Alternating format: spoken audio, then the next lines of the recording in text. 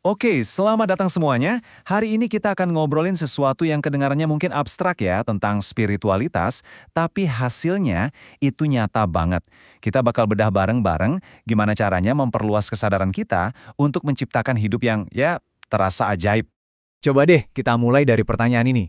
Pernah nggak sih kalian ngelihat ada orang yang hidupnya tuh kayaknya lancar banget, mulus, seolah-olah dibantuin sama semesta gitu.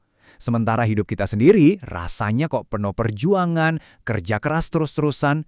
Sebenarnya apa sih yang ngebedain? Sering banget, perasaan berjuang itu akarnya cuma satu hal yang sederhana, membandingkan diri kita sama orang lain. Begitu kita mulai mikir, kok hidup dia enak ya? Atau kenapa pencapaianku segini-gini aja? Nah, disitulah kita kejebak. Padahal, hidup yang ajaib itu bukan soal ngejar-ngejar, tapi soal jadi magnet yang menarik peluang datang. Terus gimana dong cara mulainya? Oke, langkah paling pertama yang bisa kita naiki di tangga kesadaran ini adalah dengan mengubah lingkungan sosial kita. Yap, sesimpel itu. Dan ini bukan cuma nasihat klise loh, ada semacam transfer energi atau pertukaran getaran yang beneran terjadi hanya dengan kita berada di dekat orang-orang yang hidupnya kita impikan. Ajaibnya, bahkan tanpa mereka ngajarin kita secara langsung, kita bisa menyerap pola pikir dan pola kesuksesan mereka. Tapi hati-hati, ada syarat mental yang penting banget di sini. Waktu kita masuk ke lingkaran orang-orang sukses, kita nggak boleh minder. Kalau kita masuk dengan mindset, oke, gue di sini buat belajar dari mereka, kita pasti bakal tumbuh. Tapi kalau kita malah mikir, waduh, aku kok kelihatan bodoh ya di antara mereka, yang ada malah mental kita anjlok, dan kita jadi nggak kemana-mana.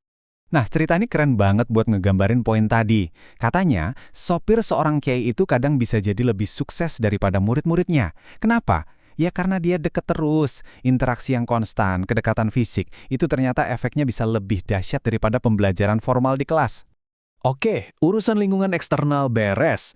Sekarang kita masuk lebih dalam ke indikator internal yang jadi tanda paling jelas kalau kesadaran kita itu benar-benar lagi naik level. Maksudnya apa nih? Gampangnya gini, ini adalah pergeseran dari cara mikir yang hitam putih. Kita mulai sadar kalau realitas itu jauh lebih kompleks. Dua hal yang kelihatannya bertentangan ternyata bisa sama-sama benar, tergantung dari kacamata mana kita melihatnya. Contoh klasiknya ya ini, orang dengan kesadaran terbatas itu sering banget terjebak dalam pertanyaan atau. Nasib kita ini ditentukan oleh pilihan bebas kita atau takdir Tuhan. Seolah-olah kita harus milih salah satu.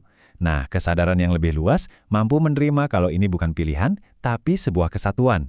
Ya, kita punya kehendak bebas, dan Tuhan juga berkehendak atas segalanya. Keduanya jalan bareng. Kalau kita udah bisa berpikir secara paradoks, kita jadi nggak gampang ngejudge ini itu. Kita bisa paham, oke, koruptor itu salah secara moral, tapi mungkin saja keberadaan mereka punya fungsi tertentu dalam keseimbangan alam semesta. Ini tandanya kita mulai melihat realitas dari level yang lebih fundamental. Sekarang kita naik level lagi. Dari pola pikir, kita bergerak ke manifestasi. Gimana caranya biar keajaiban yang tadinya cuma sesekali terjadi, bisa jadi sesuatu yang otomatis dan terulang? Prosesnya ada 3 tahap. Awalnya dari satu kali tindakan sadar. Kalau diulang-ulang, dia jadi kebiasaan atau habit. Nah, di tahap ini, kita masih pakai kekuatan kita sendiri. Tapi puncaknya adalah ketika kebiasaan itu jadi servo, sebuah sistem otomatis di mana semesta yang bekerja untuk kita. Jadi apa itu servo? Bayangin deh, kamu lagi nyari parkir di mall yang super rame, pas kamu lewat, tiba-tiba ada satu mobil keluar persis di depan kamu. Atau, kamu lagi niatnya mau santai, malah ada aja tawaran kerjaan yang datang. Nah, itulah servo, di mana sistem kehidupan seolah-olah melayani kita secara otomatis. Akhirnya kita sampai di puncak perjalanan ini. Di sini kita akan lihat kekuatan paling luar biasa dari kesadaran yang sudah sepenuhnya meluas. Nah, ini dia perbedaan yang paling mendasar. Saat kesadaran kita masih sempit, satu-satunya yang bisa kita gerakan, ya cuma badan kita sendiri. Tapi saat kesadaran kita meluas, niat kita itu bisa menggerakkan badan orang lain dan bahkan kejadian-kejadian di sekitar kita. Kita pakai contoh sederhana ini ya. Dengan kesadaran sempit, kalau pengen bakso, ya kita harus keluar, jalan beli sendiri. Tapi dengan kesadaran luas, keinginan kita itu jadi kayak sinyal yang terpancar. Kita cuma mikir, di tempat lain, teman kita bisa tiba-tiba kepikiran buat bawain bakso, tanpa kita minta. Ajaib kan?